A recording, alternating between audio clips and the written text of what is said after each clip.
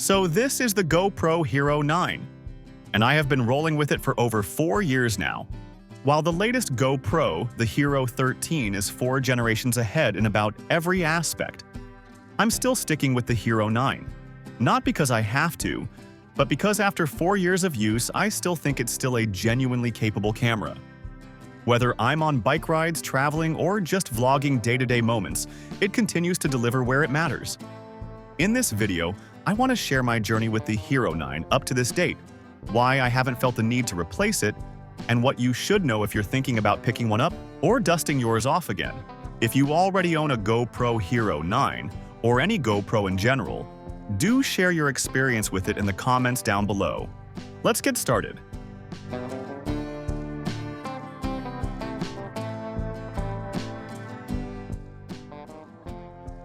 After 4 years of almost reckless use, tossing it into bags without a case, strapping it to bikes, dunking it underwater, the Hero 9 has held up surprisingly well.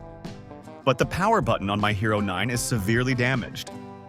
As you can see here, the rubber covering is completely torn off and the internal components of the button are exposed. That's not a big issue for me, I can still work with that. The screens still work, buttons still feel solid, and aside from a few cosmetic scratches, it's in great shape.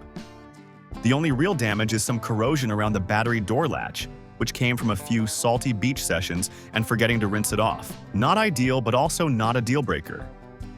And here's what's interesting. Compared to my friend's Hero 11, which has overheated and shut down more than once even under recommended settings, the Hero 9 has been solid.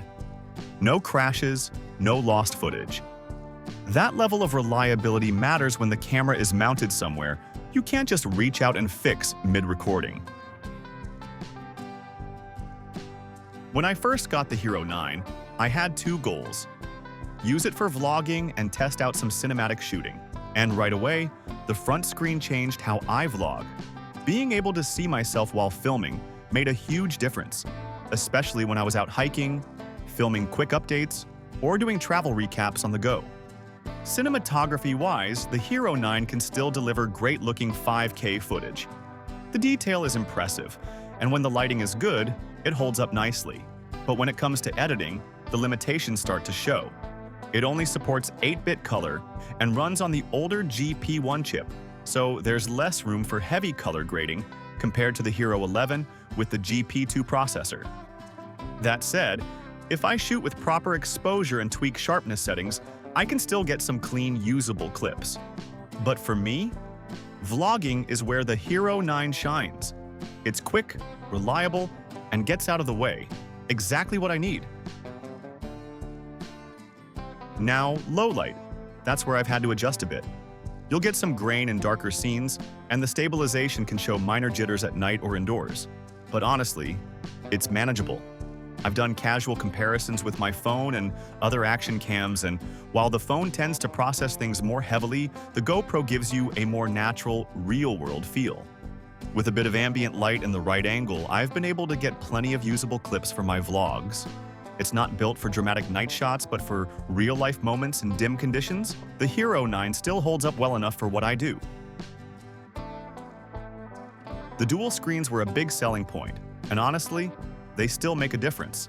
The rear screen is the same size as newer models like the Hero 11, and it's still just as easy to navigate. The front screen, even though it can get laggy when filming in 5K, is super helpful for vlogging or framing selfie shots. On a typical day of casual shooting, turning off GPS, Wi-Fi, and the front screen when I don't need them, I get around 1.5 to 2 hours of actual recording time from the Hero 9. And that's more than enough for how I film throughout the day. Even compared to newer models like the Hero 11, which run hotter and can drain faster with higher frame rates, the Hero 9 has proven to be more reliable for me. It doesn't overheat, and it holds power consistently. Plus, quick capture, where you just press the shutter and it instantly starts recording, has saved me from missing spontaneous moments more times than I can count. In well-lit conditions, the Hero 9 still punches above its weight. 4K and 5K footage looks sharp, colorful, and vibrant. Great for landscapes, walk and talks, or fast-paced action. Hyper Smooth 3.0 is honestly still one of my favorite features. Whether I'm biking on rough trails, walking on uneven paths, or just jogging with the camera in hand, the footage stays smooth. As for audio, it's decent. The built-in mics pick up voice and background sound well, especially outdoors. I've noticed a tiny glitch at the start of some clips, but it's rare and has never affected my final edits. However, to make sure glitches like these never occur, we have used this relatively fast SD card, and we recommend you to use one too. I did try the media mod for a while. It improved clarity a bit and reduced wind noise, but for how I shoot, it didn't feel essential. In my experience, the built-in mic handles most of what I need: vlogs, quick updates, ambient moments, without needing anything extra. GoPro's built-in modes are still some of my favorite tools. Time Warp 3.0 is something I use all the time, especially during hikes and scenic walks. It gives you that smooth motion lapse look without needing a fancy setup. Slow motion at 1080p 240Hz is solid. It's not quite as crisp as 4K slow-mo on newer models, but it's more than enough for fun shots or social media. Scheduled capture is a surprisingly useful feature. I've used it for sunrises and quiet time lapses. Just set the time, leave it, and the camera takes care of the rest. Hindsight, which records moments before you hit record, has come in handy a few times too. I don't use it often because of the battery drain, but it's nice to know it's there. The Hero 9 isn't flashy anymore. It's not the best at everything, but it's good enough at a lot of things, and when you've used a camera this long, there's something comforting about knowing exactly how it behaves. I know its quirks, I know what modes give me the best results, and most importantly, it does the job for me. So that's my take on the Hero 9 in 2025. Still capable, still fun, and still gets the job done. Let me know in the comments, are you still using an older GoPro too? Or thinking about grabbing one now that prices have dropped?